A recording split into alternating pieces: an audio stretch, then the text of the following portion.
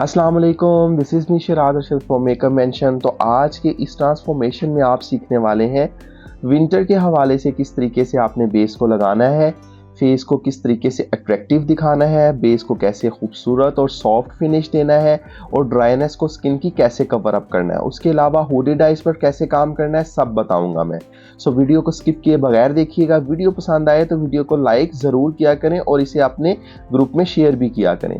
सो हमने फेस को अच्छे तरीके के साथ एक दफ़ा वाइप कर लेना है। वाइप करने से ये होता है कि जो आपकी स्किन के अंदर किसी भी किस्म का डस्ट पार्टिकल्स या कोई एक्स्ट्रा सीबम प्रोड्यूस हुआ होता है वो सारा वाइप्स के साथ रिमूव हो जाता है। ये एक क्लिनजिंग की शॉर्ट फॉर्म है। समझ लें, अगर आपके पास क्लिनजिंग के लिए टाइम नहीं है कि आप क्लिनजर लगाएं, फिर उसको पानी लगाएं और फिर उसके साथ आप मसाज करें अच्छा सा, देन फिर आप उसको साफ़ करें, तो सम टाइम ये भी होता है कि बालों में वो क्लिनजर चला जाता है और बाल भी मैसी हो जाते हैं। तो हम ब्राइड्स पर या जिस वक्त सैलून पे रश होता है तो हम कहते हैं कि स्किन की क्लिनजिंग के लिए बेबी वाइप्स यूज़ कर लिया करें।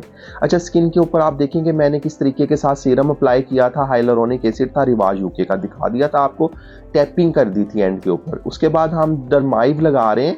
ऑयल फ्री मॉइस्चराइज़र है ये जो मॉइस्चराइज़र है, एक तो ये ऑयल को स्किन के अंदर से प्रोड्यूस नहीं होने देता। दूसरा, अगर किसी को एक्नीज होती है या किसी को स्किन के ऊपर बहुत ज़्यादा ऑयलीनेस होती है तो भी ये बहुत अच्छा वर्क करता है। याद रखें कि विंटर के मौसम में बहुत सारे ऐसे भी क्लाइंट्स आपके पास आने वाले हैं कि जो क्लाइंट्स जो उनसे हैं उनकी स्किन तो बहुत ड्राई आपको मिलेगी, चीक्स बहुत ड्राई मिलेगी, लेकिन उनके जो नोज़ एरिया होता है उसके ऊपर अक्सर बहुत ज़्यादा ऑयल आता है। तो अगर आप इसी तरीके के साथ बेस बनाओगे जिस तरीके से मैं आपको शो कर रहा हूँ तो बिल्कुल भी आपको कोई प्रॉब्लम नहीं आएगी। ना तो आपकी ड्राई स्किन जो सी है वो फ्लेकी होगी और ना ही नोज से बेस जो सी है वो स्लिपरी होके फैलेगी। सो मैंने आपको तीनों फाउंडेशंस दिखा दी हैं। तीनों फाउंडेशंस कह रहा हूँ, हमने दो फाउंडेशंस मिक्स किए हैं। एक XQM का BB बेस हमने यूज़ किया है, उसके साथ में मैंने थोड़ा सा स्वीट फेस का फाउंडेशन डाला है और साथ में हमने हाइलुरोनिक एसिड के जो ड्रॉप्स यूज़ किए थे स्किन के ऊपर एज अ सीरम, उसी को कुछ मैंने इसके अंदर भी ऐड कर दिया। एक डैम ब्यूटी ब्लेंडर की मदद से हमने इसको स्किन के अंदर अच्छा सा एब्जॉर्ब करवा देना है, अच्छे से ब्लेंड कर देना है ताकि जो फिनिश है वो फाउंडेशन का बहुत अच्छा निकल कर आए। एक टोन लाइटर फाउंडेशन इसलिए हमने चॉइस किया या बनाया है ताकि जिस वक्त कॉन्टोर किया जाए या ब्लश ऑन अप्लाई किया जाए तो जो क्लाइंट का स्किन है वो खूबसूरत ही दिखे, ना कि वो अपने ही टोन से डार्क हो जाए। मोस्ट ऑफ द टाइम ऐसा होता है कि जब हम क्लाइंट के एग्जैक्ट टोन का फाउंडेशन लगाते हैं तो कुछ टाइम के बाद जब स्किन सीबम को क्रिएट करती है तो उस ऑयल के साथ वो फाउंडेशन मिक्स होने के बाद ऑक्सीडाइज होता है। ऑक्सीडाइजेशन के अलावा जब हम कॉन्टोर और ब्लश भी करते हैं तो भी जो आपका एक फुल अपीयरेंस आ रहा होता है वो आपकी फाउंडेशन का जो कलर आपने चॉइस किया होता है उससे डार्कर पे चला जाता है। और कोई भी ऐसा क्लाइंट, मैंने तो अपनी लाइफ में बहुत कम क्लाइंट्स ऐसे देखे हैं कि जो अपनी टोन को थोड़ा सा फ्रेश देखना ना चाहते हो, तो आप हमेशा एक टोन लाइटर लगाया करें। वो बहुत ही खूबसूरत और फ्रेश सी लुक निकल कर आती है जब कंप्लीट एक लुक बन जाती है। और एक चीज़ मैं आपको यहाँ पे और बताता चलूँ, एज एन आर्टिस्ट आप अगर किसी की टोन को 4 टोन्स लिफ्ट कर सकते हो और उसे ग्रे नहीं कर सकते तो I think it's an art. ये बात मत किया करें कि आपने इसको वाइट क्यों कर दिया। याद रखें, अगर देखें कोई क्लाइंट चाह रहा है आपका कि वो वाइट लगे तो उसको वाइट करें, और उसको अगर आप ग्रे नहीं कर रहे तो ये कोई आम सी बात नहीं है। हर इंसान इस तरीके से कंट्रोल भी नहीं कर सकता। लोग मोस्टली लाइटर करते हैं तो वो ग्रे दिखता है, लेकिन अगर आपने उसको बहुत लाइटर किया और वो ग्रे भी नहीं दिख रहा तो इट मीन्स कि आपको काम अच्छे से आता है। और इस तरह की सारी टेक्निक्स आपको मेरे इस चैनल पर इंशाल्लाह मिलती ही रहेंगी। यहाँ पर हमने एक लिक्विड ब्लश ऑन अप्लाई कर दिया क्योंकि विंटर्स हैं, विंटर्स में हम जितना पाउडर से कम खेलेंगे उतना ही अच्छा रिजल्ट आने वाला है। सो कोशिश करें कि ज़्यादा से ज़्यादा जो आप चीज़ें यूज़ कर रहे हैं उनको लिक्विड फॉर्म में यूज़ करें, उन्हें क्रीम फॉर्म में यूज़ करें ताकि स्किन को हाइड्रेशन प्रॉपर मिलती रहे। और पाउडर जो हम यूज़ करेंगे वो सिर्फ हम लॉकिंग पर्पस के लिए करेंगे, ना कि कवरेज के लिए। कवरेज हम प्रॉपर क्रिएट मैंने कर दी है अपनी फाउंडेशंस के साथ। तो अब आप देखेंगे सेम ब्यूटी ब्लेंडर के साथ ही उसको मैंने अच्छा सा ब्लेंड कर दिया। मिस रोज़ का हम लूज पाउडर यूज़ कर रहे हैं, 10 नंबर है इसका। इसमें थोड़ी सी शाइन है, बहुत ही थिन और खूबसूरत पाउडर है, लगने के बाद बिल्कुल भी केकी नहीं लगता। अच्छा, थोड़ी थोड़ी क्वांटिटी लेते हुए हमने इसे आइज़ के नीचे से लगाना स्टार्ट किया। आप देखिए कि मेरे हाथ में ट्रायंगुलर पफ है, उसके साथ मैंने लाइंस को प्रॉपरली नीट कर लिया। नीट करने के बाद हमने पाउडर को स्किन के ऊपर बफ करना शुरू कर दिया, स्किन के ऊपर टैप करना है हमने इसको। और टैपिंग करने के लिए जो आप पफ यूज़ करेंगे वो आप मून पफ यूज़ करेंगे, कपड़े का ये पफ आता है और इसकी मदद से जो सा है पाउडर बहुत अच्छा लगता है। कॉम्पैक्ट पाउडर हमने यहाँ पे इसलिए यूज़ नहीं किया कि कॉम्पैक्ट पाउडर जो है वो कवरेज तो प्रोवाइड आपको करेगा, लेकिन उसके साथ साथ वो स्किन को एक थोड़ा हैवियर लुक देगा। और इतने वेदर के, इस तरह के वेदर में जिसमें बहुत ज़्यादा आप ड्राइनेस हो रहा है और स्किन जो सा है वो फ्लेकीनेस की तरफ जा रहा है, तो हमने जब भी पाउडर यूज़ करने हैं तो उन्हें लाइट वेट पाउडर्स के साथ हमने काम करना है, ताकि जो स्किन का जो फिनिश है वो अच्छा सा निकल कर आए। आइज़ के ऊपर भी आप देखें कि हमने सेम वही पाउडर लगा दिया, कोई स्पेशल प्राइमर्स नहीं हम यूज़ कर रहे, कोई किसी किस्म की आई बेस नहीं यूज़ कर रहे।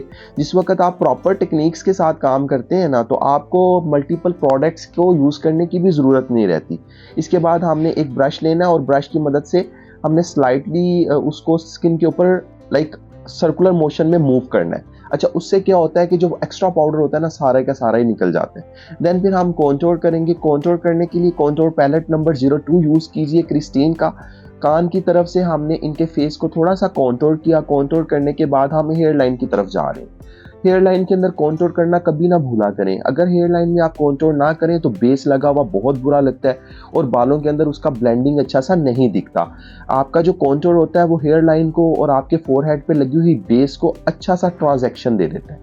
अच्छा, जॉ लाइन को देखें किस तरीके के साथ कॉन्टोर किया जा रहा है। थोड़ा थोड़ा कलर लेना है और बिल्कुल हड्डी के ऊपर हमने इस कलर को लगाना है और इसको हमने कान की तरफ थोड़ा सा ब्लेंड कर देना और मिक्स कर देना है, लेकिन चिन के नीचे भी हमने इसको अच्छा सा ब्लेंडिंग देनी है। इसके बाद नोज की दोनों साइड्स के ऊपर थोड़ा थोड़ा कलर अप्लाई करेंगे और अप्लाई करने के बाद इसे बिल्कुल लाइटली कम प्रेशर के साथ ब्लेंड कर देंगे, ताकि अच्छे तरीके के साथ जो नोज है वो भी कॉन्टोर हो जाए और जो एक फाउंडेशन लगने के बाद जो स्किन का प्रॉपर एक जो स्किन लाइक एक जो फील होता है ना, उसका 3D लुक होता है वो कम हो जाता है, तो उसके उभार ज़्यादा नज़र नहीं आते, वो सारा फ्लैट हो जाता है। तो हमें थोड़ा बहुत उसके ऊपर जो है वो लाजमी तौर पे कॉन्टोर देना पड़ता है। और जो भी आप प्रोडक्ट लगाते हैं आपको इस बात का ख्याल रखना है कि आपने उसकी क्वांटिटी को बहुत ख्याल से लगाना है। अगर आप उसकी क्वांटिटी को ज़्यादा लगाएंगे बिल्कुल ओवर दिखेगी, अगर आप उसको थोड़ा सा कम लगाएंगे तो वो कुछ टाइम के बाद और कम हो जाएगी। तो इन चीज़ों का आपने बहुत ख्याल रखना है। जो हम इस वक्त ब्लश ऑन यूज़ कर रहे हैं इसमें हल्का सा शाइन है। ये शाइन का बेनिफिट ये रहेगा कि जो स्किन है वो थोड़ा सा ग्लोई फील की तरफ चले जाएगी। इसके बाद हम कलर इंस्टीट्यूट का यूज़ करने वाले हैं एक हाइलाइटर। इसका नंबर मैं सारा मेंशन कर दूंगा डिस्क्रिप्शन में, और बाकी तमाम प्रोडक्ट्स भी आपको डिस्क्रिप्शन में तमाम चीज़ों की जो डिटेल है वो मिल जाएगी। और इसको हमने एक फैन ब्रश की मदद से चीक्स पे लगा देना है। अच्छे तरीके से लगाएंगे ताकि स्किन जो सी है वो शाइनी लगे और ग्लॉसी दिखे और प्यारी लगे। जब विंटर्स आ जाते हैं तो हाइलाइटर जो से हैं वो इन डिमांड हो जाते हैं। हर जो हमारा क्लाइंट होता है उसकी यही कोशिश होती है, वो यही कह रहा होता है कि उसकी जो स्किन है वो बड़ी ड्यूई फिनिश और खूबसूरत और सॉफ्ट दिखनी चाहिए, उसको मैट फील नहीं आना चाहिए। और आप याद रखेंगे मेरी बात कि कभी भी विदाउट पाउडर आप फाउंडेशन को स्टे नहीं करवा सकते। पाउडर तो आपको पूरे फेस को करना पड़ेगा और आप कुछ भी लगाते रहें, जब आप उसको पाउडर करते हैं तो वो एकदम से मैट हो जाता है और मैट होने के बाद उसका जो लुक है वो बिल्कुल वैसे नेचुरल और शाइनी नहीं दिखता। तो उसमें टेक्निक यही रहती है कि आपने उसको बाद में हाइलाइटर लगाना है और किसी अच्छी क्वालिटी का हाइलाइटर लगाना है। सो हाइलाइटर जो मैंने आपको इस वक्त शो करवाया था वो बहुत ही अच्छी क्वालिटी का है। हम 02 नंबर कंट्रोल पैलेट में से ही हमने एक ब्राउन कलर लिया और उस कलर के साथ हम इनकी आईब्रो को बना रहे हैं। आईब्रो को बनाते हुए आप देखेंगे मैंने थोड़ा सा आईब्रो को थिक कर दिया। अगर किसी का चेहरा आपको ब्रॉड दिखता है तो हमेशा आप उसके ऊपर आईब्रो को भी थोड़ा सा ब्रॉड ही बनाया करें। अगर किसी का फेस बहुत ही स्लिम और पतला सा है तो उसके चेहरे पे मोटे मोटे आईब्रोज कभी भी अट्रैक्टिव नहीं लगते। जिस वक्त किसी चीज़ का फैशन आता है तो मैंने देखा है कि सब लोग बस एक फैशन की तरफ भागने लग जाते हैं, उसकी सेंस को नहीं देखते। अगर आप किसी के पतले फेस पे बहुत मोटे आईब्रोज बना दोगे तो वो एकदम से ओवर और एकदम से बुरे लगेंगे और उसके फेस पे कोई फीचर नजर नहीं आएगा। लेकिन अगर आपको इस तरीके से स्क्वायर या खूबसूरत सा राउंड फेस मिलता है तो आप हमेशा उसके ऊपर जो आईब्रो का थिकनेस है उसको थोड़ा मोटा रखें ताकि उसके जो बाकी फीचर्स हैं वो भी उसके साथ जस्टिफाई हो सकें। इसके बाद मैंने आई मेकअप स्टार्ट करने से पहले ही लैशेस को एक दफ़ा कर्ल कर लिया। उसकी रीज़न ये है क्योंकि इनकी आइज़ है हुडेड और अगर हम आइज़ के ऊपर शेड्स लगाने के बाद आइज़ को पकड़ के स्ट्रेच करेंगे या उनको पकड़कर हम उसको कर्ल करने की कोशिश करेंगे तो जो लिड पे लगा हुआ शेड होता है उसके फटने के चांसेस ज़्यादा होते हैं। इसके बाद हम ये एक इंटरफेरेंस शेड लगा रहे हैं पूरी आइज़ पर और उसके साथ हम आइज़ के ऊपर एक प्रॉपर समझ लें एक बेस बना रहे हैं। इस बेस का बेनिफिट हमें ये रहेगा कि इसमें मौजूद है ग्लिसरीन टाइप इसके इंग्रेडिएंट्स हैं, और जब हम इसके ऊपर मैट शेडोज लगाते हैं तो बहुत अच्छे से इंटेंसिफाई होके वो आते हैं और वो अच्छा खूबसूरत पे ऑफ देते हैं कलर्स का, तो बहुत प्यारे और अट्रैक्टिव लगते हैं। सो हमने बस इसको अप्लाई कर देना और क्लाइंट को आपने रिक्वेस्ट करनी है कि जनाब आप आइज़ मत खोलें, आइज़ बंद रखें, शेड आपका वेट है। अच्छा, शेड को ड्राई होने के बाद हम अप्लाई करेंगे एमिली का ब्लश ऑन नंबर 03। इसको मैं जो ब्रशेस मैं यूज़ कर रहा हूँ, ये जो किट है ये क्रिस्टीन का किट है 23 ब्रशेस वाला। उसमें से हमने एक ब्रश लेकर तो हमने इसका जो डी है ना वो हमने क्रिएट किया, लेकिन आप देखो कि मैंने उस डी को आईब्रो का जो आर्च है उससे थोड़ा आगे रखते हुए बिल्कुल आईब्रो के साथ ब्लेंड कर दिया, आईब्रो में मिक्स कर दिया, बिल्कुल लाइटली थोड़ी सी जगह छोड़ी है आर्च में जो कि सिर्फ शाइन करेगी, ताकि हम आइज की जो पफीनेस है उसे अच्छा सा दबा सके और उसे अच्छा सा हम ना कॉन्टोर कर सकें, ताकि आइज जो सी है पफी होने के बावजूद ज़्यादा अट्रैक्टिव और एकदम से फ्रेश दिखें। जब आइज पफी होती है ना तो ऐसा फील आता है कि शायद किसी का नींद पूरा नहीं हुआ जिसकी वजह से उसकी आइज़ पे स्वेलिंग आ रही है। तो आपने इस बात का बहुत ख्याल रखना है। आइज़ के नीचे भी हम एक शेड को अप्लाई कर देंगे, मैट शेडो ही लगाया मैंने, और इसे आउटर कॉर्नर से थोड़ा सा बाहर की तरफ निकाल कर हमने ऊपर कॉर्नर की तरफ मिक्स कर दिया। इसके बाद मैं थोड़ा सा डार्क शेड ले रहा हूँ और इस डार्क शेड को, ये ब्राउन सा शेड है और ये जिस तरह कॉन्टोर पैलेट नंबर 04 है जो क्रिस्टीन का मैं आपको मेंशन कर दूं, उसका ये चॉकलेट ब्राउन शेड है।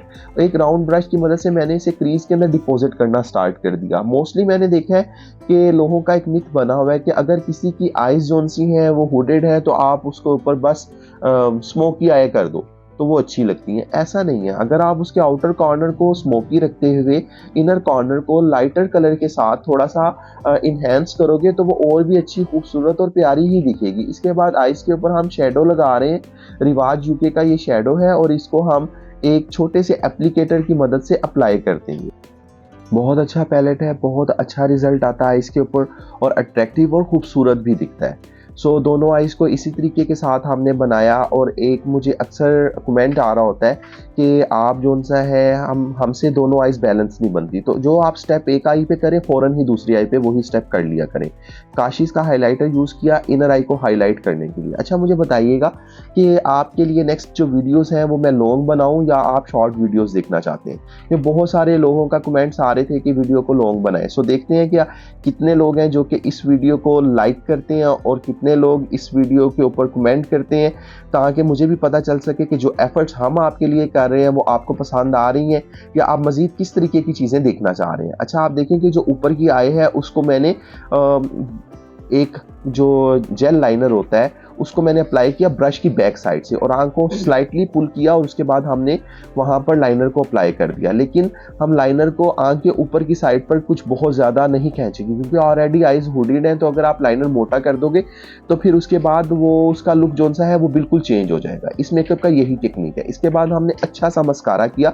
रिवाज यूके का जेट ब्लैक मस्कारा मैं यूज़ कर रहा हूँ। आप देखो कि कितने अच्छे तरीके के साथ लैशेस को हमने मस्कारा कर दिया। देन फिर हमने अब आइज के ऊपर लाइनर नहीं लगाया, लेकिन फील आपको बिल्कुल ऐसे ही आएगा कि जिस तरीके से आइज के ऊपर भी लाइनर लगा हुआ है। अच्छा, आइज को नीचे से हम थोड़ा सा ड्रामेटिक और खूबसूरत दिखाएंगे। जिस वक्त आइज के ऊपर वाले लिड पर आपने काम ज़्यादा ना करना हो तो आप आइज का जो नीचे का लिड होता है आप उस पर काम कर आइज को और भी ज़्यादा अच्छा और खूबसूरत बना सकते हैं। तो आप ये देखें कि आउटर कॉर्नर के ऊपर हमने एक ब्रश लिया और ब्रश की मदद से हमने उसको अच्छे तरीके के साथ मिक्स किया। लेकिन आपने देखा कि वो जो मस्कारा था वो थोड़ा सा गीला था और उसका एक छोटा सा डॉट लग गया था, तो हमने उसे एक स्पूली ब्रश की मदद से थोड़ा सा रब ऑफ किया। लेकिन उसको उस वक्त आपने रब करना है जिस वक्त वो बिल्कुल ड्राई हो जाए। एक बारीक सी लाइन हम बनाएंगे मार्कर लाइनर की मदद से ताकि हम उसके ऊपर लैशेस को लगा सकें।